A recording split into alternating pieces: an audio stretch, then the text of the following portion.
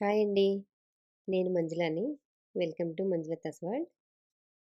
ఈరోజు వీడియోలో మీకు కొన్ని యూజ్‌ఫుల్ టిప్స్ అయితే చెప్పబోతున్నాను. వీడియోని ఎక్కడ స్కిప్ చేయకుండా చివరి వరకు చూసి మీకు ఏ టిప్ అయితే నచ్చిందో కామెంట్ చేయండి. ముందుగా ఫస్ట్ టిప్ క్యాబేజీ గురించి. ఇప్పుడు క్యాబేజీ ఉంటుంది కదండీ! క్యాబేజీ, కాలీఫ్లవర్ ఇలాంటివి ఉడకబెట్టుకునేటప్పుడు ఒక విధమైన స్మెల్ వస్తుంది కదా!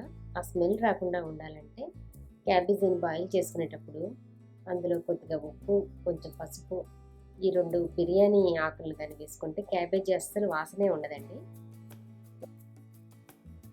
క్యాబేజీ గానీ, పొటాటో కానీ ఉడికించుకున్నప్పుడు ఆ వాటర్‌ని తీసేయాలంటే ఇలా గ్యాస్ కట్టర్ తీసేసి వంచేసుకుంటే సరిపోతుంది. ఈజీగా వాటర్ వచ్చేస్తాయి బయటికి.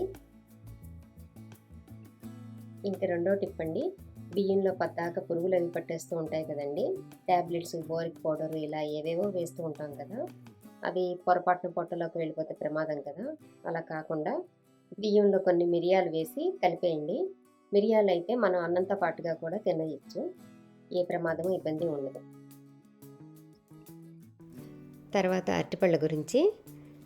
ఒక్కోసారి మనం అరటిపళ్ళు తెచ్చుకున్నప్పుడు అన్నీ ఒక్కసారిగా మగ్గి బాగా పండిపోతూ ఉంటాయి కదండీ! అలాంటప్పుడు తినడానికి కొన్ని పళ్ళు పక్కన పెట్టేసుకొని మిగిలిన వాటికి ముందు ఉండే ముచ్చిక దగ్గర ఇలా ఒక ఫాయిల్‌ని చుట్టి గట్టిగా నొక్కి ఉంచితే అరటిపళ్ళు వెంటనే పండవు.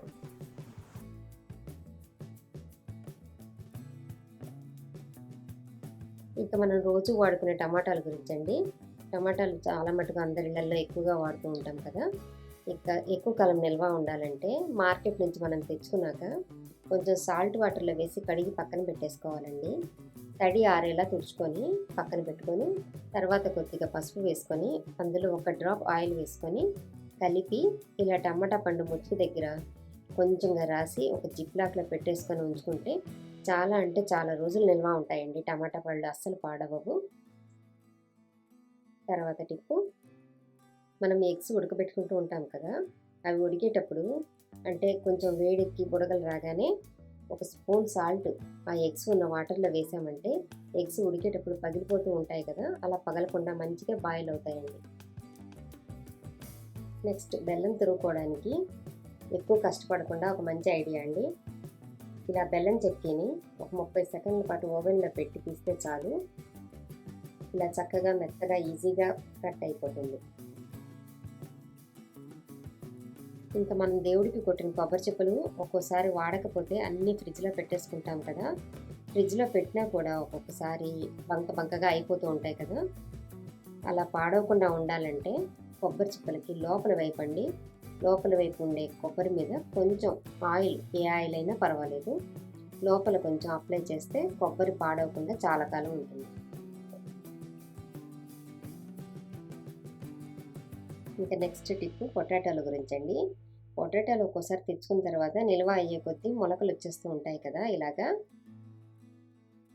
అలా రాకుండా ఉండాలి అంటే అలాంటప్పుడు కొన్ని వెల్లుల్లిపాయలు ఆ దుంపల్లో వేసేసి కలిపి ఉంచేస్తే మొలకలు రాకుండా ఉంటాయండి.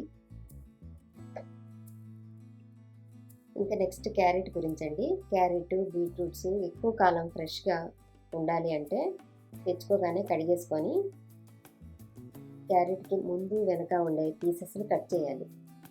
ఈ ముందు ఉండే వైపు మొక్క వచ్చేస్తుంది కనుక ఇది కట్ చేసేస్తే చాలా కాలం పాటు క్యారెట్ పాడవదన్నమాట. తర్వాత వీటిని జిప్‌లాక్ కవర్‌లో వేసేసుకొని స్టోర్ చేసేసుకోవడమే. మనం బయట షాపుల్లో డ్రై కోకోనట్ పౌడర్ కొనుక్కుంటూ ఉంటాం కదా!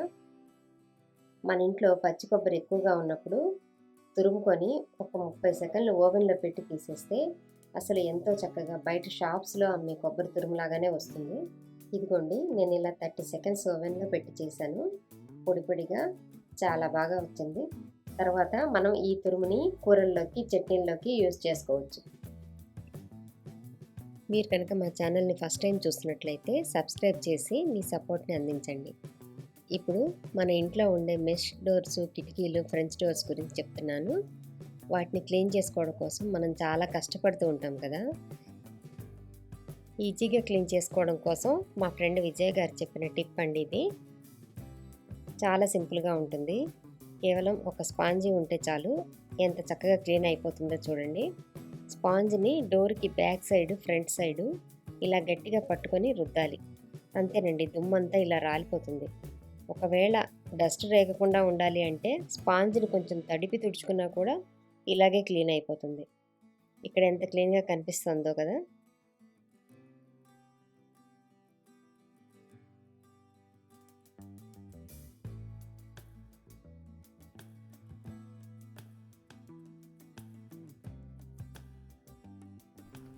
నెక్స్ట్ ఫ్రెంచ్ డోర్ గురించి. ఫ్రెంచ్ డోర్ కోసం అయితే స్పాంజ్ని ఇలా కొంచెం కట్ చేసుకొని ఈ గ్యాప్స్లో పెట్టి ఒక్కసారి మెల్లిగా ఇలా ప్రెస్ చేసుకుంటూ లాగేయాలి. నీట్గా క్లీన్ అయిపోతుంది.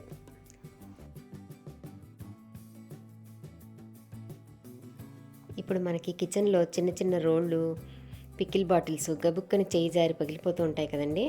అలా జారిపోకుండా ఉండాలంటే ఏదైనా హెయిర్ బ్యాండ్స్ కానీ, రబ్బర్ బ్యాండ్స్ కానీ ఇలా బాటిల్స్కి, రోలుకి పెట్టుకుంటే చేయి జారిపోకుండా జాగ్రత్తగా ఉంటాయి.